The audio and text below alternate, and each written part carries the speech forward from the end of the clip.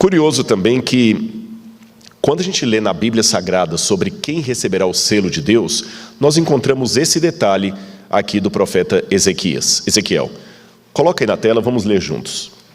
Ezequiel capítulo 9, verso 4, traz o seguinte texto a respeito daqueles que receberão o selo de Deus. E disse-me o Senhor: passa pelo meio da cidade, por meio de Jerusalém, e marca com um sinal as testas dos homens que suspiram e gemem por causa de todas as abominações que se cometem no meio dela. Ezequiel 9, verso 4. E então, o que significa esse texto para você?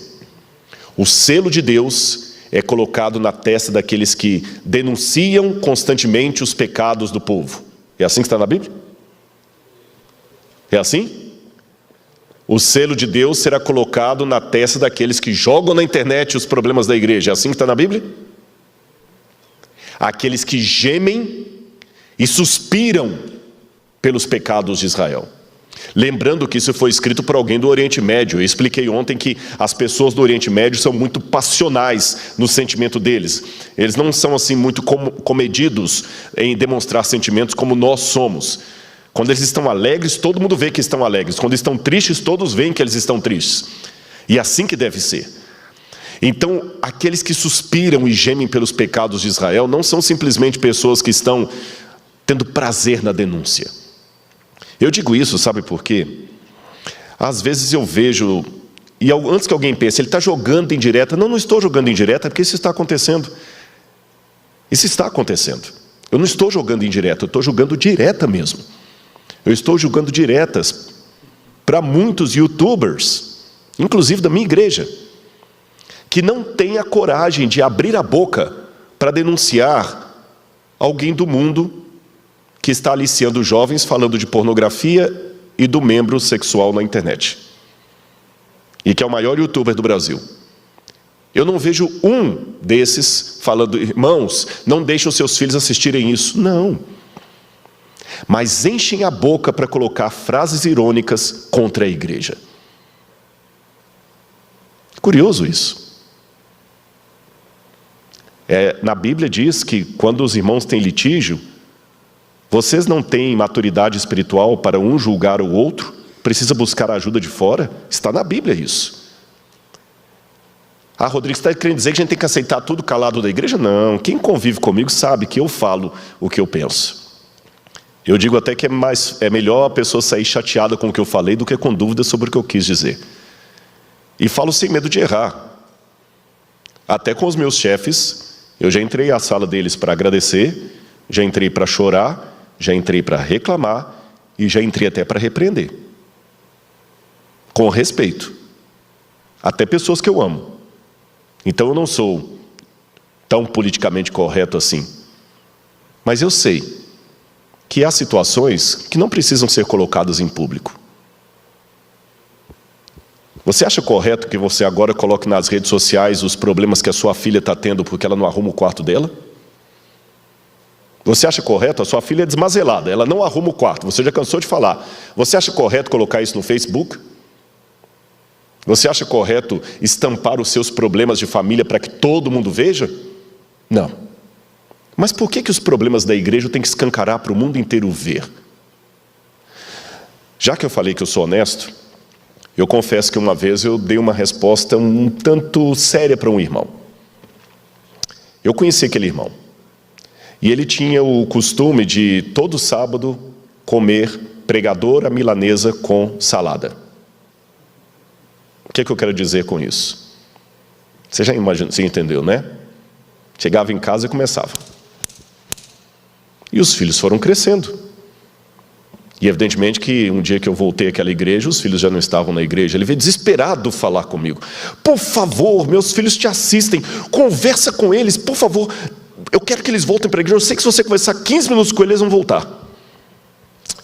Conhecendo bem aquele pai, a índole crítica que ele tinha com tudo da igreja, eu não pestanejei em, com amor, porém com franqueza, dizer: eu não tenho filhos, meu irmão. Eu não tenho experiência em educação de jovens. E você quer que eu resolva em 15 minutos o que você gastou 16 anos estragando? Você tirou toda a autoridade pastoral dos seus filhos? Você os fez crescer desconfiando da igreja, dos pregadores da igreja, dos pastores da igreja, dos anciãos da igreja. Eu não tenho moral com os seus filhos. Você tirou toda a moral pastoral que um pregador podia ter diante deles. E outra coisa, eu não digo que nós não devamos também falar dentro da igreja as coisas erradas que estão acontecendo. Alguém colocou na internet uma vez, Paulo escreveu as coisas erradas. Ele escreveu cartas para as igrejas, ele não escreveu para Roma, falando dos crimes da igreja. Um colega, que foi meu aluno. Você não deve, você está achando errado o pessoal colocar na internet coisas da igreja, Rodrigo? Eu falei, estou. E você o que faz com Paulo? Paulo denunciou, deixou aberto. Meu irmão, que anacronismo, eu respondi para ele. Paulo falou para as igrejas. Ele escreveu o problema dos coríntios para os coríntios. E a carta aos coríntios era lida noutras igrejas cristãs. Não era lido em Roma para o imperador escutar. Então você quer fazer alguma coisa, alguma denúncia da igreja? Procure os líderes da igreja, procure os irmãos da igreja. Acho que a internet não é um fórum muito inteligente para fazer isso, principalmente quando você se acovarda e só fala mal da igreja, mesmo às vezes vivendo às custas dela. Desculpem, irmãos, mas algumas verdades têm que ser ditas. Está aqui na Bíblia. O selo será colocado sobre os que gemem e choram e suspiram. No hebraico é suspiram pelos pecados de Israel. Jesus, até quando ele denunciava os fariseus, tinha um embargo na voz dele. Eu não tenho óculos cor-de-rosa, meu irmão. Não diga como alguns colocam, você é queridinho da igreja, é fácil para você falar, não sou tão queridinho assim. Eu faço a minha barba, pelo menos dia sim, dia não. Eu acho que eu me conheço mais do que você. Eu sei o que eu falei quando eu estava em terapia. Eu sei as lágrimas que eu chorei quando eu estava em depressão. Você não. Eu sei as pauladas, e eu sei os tombos que eu tomei, e eu sei as traições que eu recebi até de colegas. Mas eu também sei que tem muito irmão querido que sempre ora por mim. Quer um exemplo? Eu tenho aqui, o pastor me deu aqui, olha, manda um abraço para esses dois jovens aqui, Jefferson e Mateus, de Santa Isabel. Não sei se eles estão assistindo agora. Eu quero dizer para vocês que eu posso ter um canal no YouTube, mas eu não sou youtuber. Eu posso ter um programa na TV, mas eu não sou artista. Eu posso ser conhecido, mas não sou famoso. E quando eu recebo isso aqui, é uma maneira de Deus me dizer, vai meu filho, eu tenho muita gente para você alcançar. Eu falei isso essa noite para dois que estavam aqui. Quando eu prego no púlpito, eu prego para você, mas quando eu desço do púlpito, alguém fala assim, sua mensagem me tocou, é você que está pregando para mim. E os problemas da igreja? Faça como eu tenho feito. Eu suspiro. Dá raiva às vezes.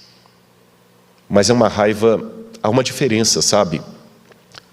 Entre a vizinha que fala mal do rapaz drogado e o pai que vai buscá-lo na Cracolândia, gritando, por que você está fazendo isso com seu pai? Os dois estão irados, mas há uma diferença da ira do pai e da ira da vizinha fofoqueira. Se a igreja está com tantos problemas que eu posso compará-la a um jovem drogado, como é que você reage aos erros da igreja?